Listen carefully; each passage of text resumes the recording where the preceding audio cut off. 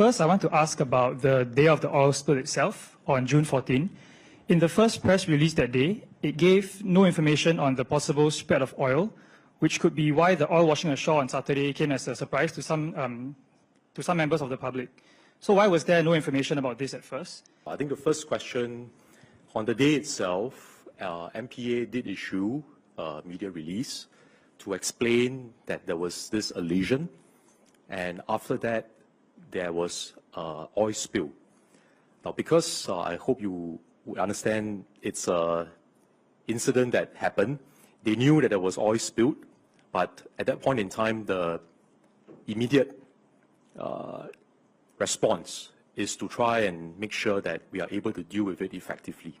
So first is to make sure that there's no more spillage from the damaged vessel.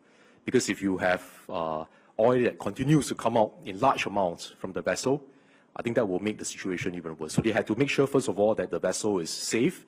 It will not be at risk of sinking. The crew are okay. The damaged tank would not have continued spillage of oil. Then, as I explained earlier, you need to very quickly spray dispersant, because that is something that you have to do in the initial period. If you wait too long, the oil will start to harden, and then later on it will become even more difficult to remove at sea and on land. Okay, so after doing the initial operations, they activated the company TNT Salvage to come and lay the containment booms, and I've also explained why that process takes time.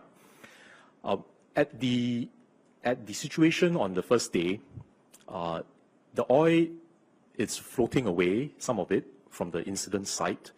You don't quite know at that point in time where it will float to.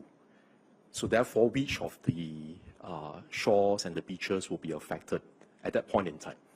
So MPA alerted our agencies, and then they deployed staff to be on the lookout. MPA also deployed vessels and drones to monitor, to track where the oil is going, and then to be able to then deal with it both at sea and on land.